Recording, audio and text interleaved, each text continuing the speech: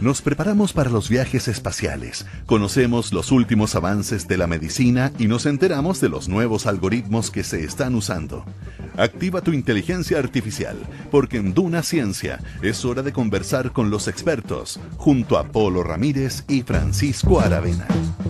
En esta oportunidad, junto a Francisco Aravena, estaremos conversando de ciencia aplicada, biotecnología, aunque siempre es un tema interesante porque y además desarrollado por chilenos en laboratorios acá en nuestro país por parte de instituciones chilenas, que bueno, es cada vez más común, pero sigue siendo de alguna manera una novedad para celebrar. Exactamente, Polo, ¿cómo está ahí?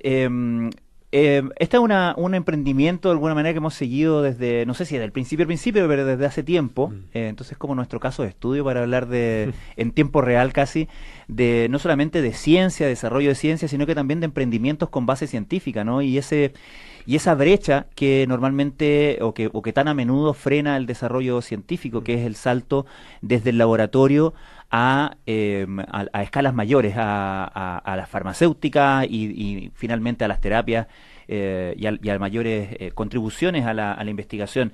Estamos hablando de OncoBiomed, esta spin-off que fue creada en la Universidad de Chile a partir de investigaciones como, la liderada por el doctor Flavio Salazar, a quien hemos invitado bastantes veces acá.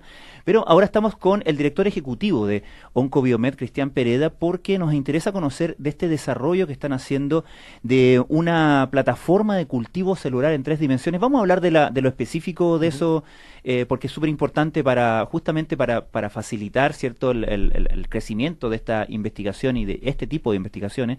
Pero antes quería preguntarte, para partir, Cristian, sobre lo que estaba comentando, ¿no? Sobre esa brecha entre laboratorio y terapia, laboratorio y farmacéuticas, si se quiere, laboratorio y mercado también, aunque la palabra esté tan teñida, ¿no? Pero es tan necesario ese puente. ¿Y cómo lo han transitado ustedes? Hola, muchas gracias por la invitación.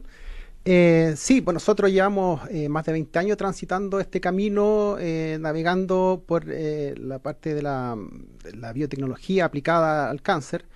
Y no ha sido fácil, obviamente no es fácil en ninguna parte del mundo, ni menos en Latinoamérica y Chile específicamente, porque obviamente no están las capacidades, sobre todo de infraestructura y de financiamiento. Eso ha sido un camino que nos ha costado navegar y que ahora recién estamos viendo unos frutos ya más aplicados y con proyecciones de poder internacionalizarnos y poder llegar al mercado a través de estudios clínicos ya en fase regulatoria. Como ejemplo, en Chile, recién ahora el ISP está normando los estudios clínicos y qué se requiere para este tipo de tecnologías aplicadas como terapias celulares, que es la que desarrollamos nosotros. Por lo tanto, recién ahora tenemos un marco regulatorio en Chile. Entonces estamos atrasados con respecto a Estados Unidos, Europa, incluso otros países latinoamericanos como Brasil. Entonces, ha sido difícil, pero hemos ido navegando exitosamente, hemos ido complementando estas innovaciones también con una base científica súper robusta. Por lo tanto, eso ha sido nuestro fuerte durante los últimos 20 años. Todo lo que hemos desarrollado con mucha evidencia científica y con publicaciones científicas de primer nivel. En ese mismo sentido, una cosa es el desarrollo de una idea, de un emprendimiento en definitiva, y algo distinto es el espacio, el entorno con el que ese emprendimiento se encuentra. Siempre se habla del ecosistema. Para este tipo de desarrollos, para estos emprendimientos, empresas de base científica, de base tecnológica, en este caso que tiene que ver con la biotecnología, ¿existe ese entorno adecuado o también es algo que se ha ido teniendo que construir durante estos 20 años? Sí, se ha tenido que construir porque principalmente hay poca industria acá en Chile. Entonces hay poca industria que desarrolle, que haga investigación aplicada y que genere las condiciones para que tecnología como la nuestra pueda llegar al mercado. Es difícil cuando se invierte también poco recurso en I+D. En Chile estamos alrededor del 0,4% en investigación y desarrollo, lejos del 3% que tiene el promedio de la OCDE. Entonces, obviamente que ese ecosistema se construye a partir de, primero, una masa crítica de investigación, que acá en Chile es muy buena, pero aplicada hay poca. en los últimos años ha crecido, pero aún así sigue siendo limitado y por lo tanto es difícil que ese ecosistema crezca y podamos todos juntos crecer. Hay otras empresas que han intentado hacer muchas cosas. Nosotros llevamos 20 años en esto, pero no es fácil. Sobre todo cuando te comentaba, la masa crítica es bastante limitada en nuestro país. Cristian, vamos al específico del trabajo, lo que decía este desarrollo de esta plataforma de cultivo celular, que desde luego para uno que es ignorante suena muy específico, pero entiendo que es fundamental para la tecnología justamente y las tecnologías que ustedes han desarrollado y que ahora están escalando en pruebas clínicas, ¿no? Sí. La tecnología TAP Cells y la otra se llama Licelvax, ¿cómo le digo? Licelvax. Sí.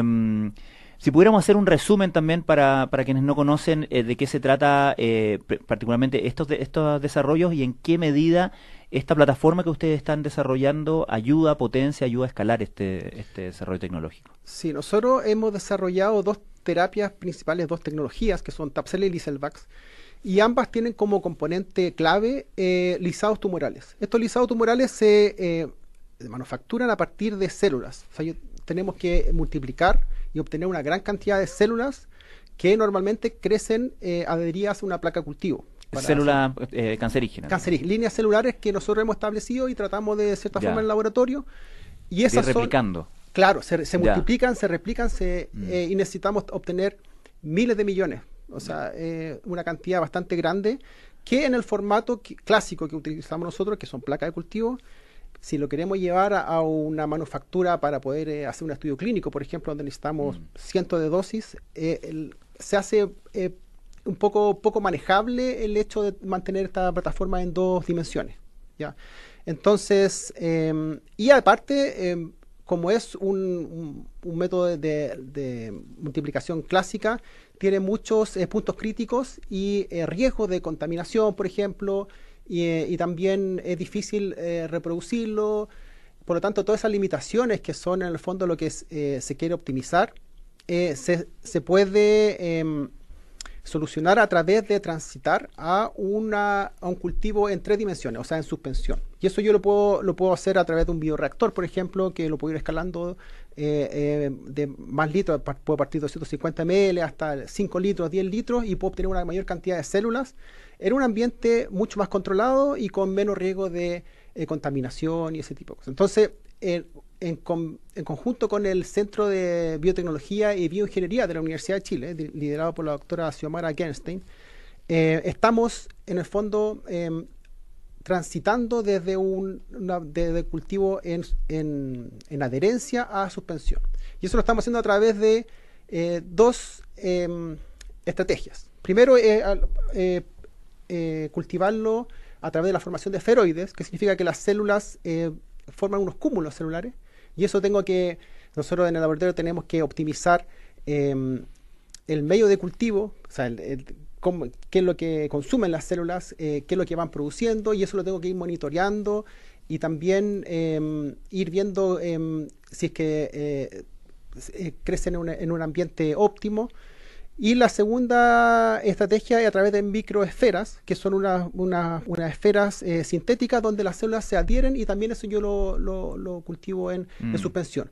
Pero tengo que también manejar otros parámetros como la agitación, porque esto necesita una agitación y muchos parámetros celulares que tengo que monitorear, y eso también permite tener una receta, un protocolo, que yo después lo puedo traspasar a una fábrica en cualquier parte del mundo y en el fondo ahí se puede manufacturar de una manera mucho más controlada y segura, acorde a la norma GMP que exigen este tipo de innovaciones, si lo quiero llevar a la clínica, por ejemplo. ¿Norma GMP te refiere a la regulación europea? En la norma GMP en cualquier parte del mundo, en Chile también. Ya. Sí. En el fondo son buenas prácticas de manufactura. Perfecto. Que en el fondo aseguran una calidad, una reproducibilidad y también una trazabilidad. Entonces esto me permite tener una plataforma de producción más cerrada, más optimizada, me permite cumplir mejor con esa norma. Ya, finalmente es un insumo mucho más confiable para trabajar en la investigación científica. Sí, nosotros tuvimos una experiencia de hace unos años, antes de la pandemia, donde mandamos a producir un lote en una planta GMP en Argentina, con nuestro modelo clásico de producción en 2D. ¿Ya? Y ellos nos manifestaron que después de hacer el primer lote, que era necesario optimizar este método, porque si quisiéramos después escalarlo, bajo esa estrategia iba a ser muy difícil. Entonces ellos nos propusieron poder transitar a esta plataforma. Ahora, ese desarrollo en una planta GMP es muy caro, entonces nosotros obviamente lo estamos haciendo por nuestra cuenta en conjunto con el centro, el CEBIP, y eso nos permite después avanzar en la parte de tecnológica y poder esto llevarlo a una planta de manufactura GMP en cualquier parte del mundo. Y ahí una planta manufacturera ¿de qué exactamente? De productos biológicos. De productos Sí, ya. sí, Ajá. sí. ¿Y estos productos biológicos orientados específicamente a qué?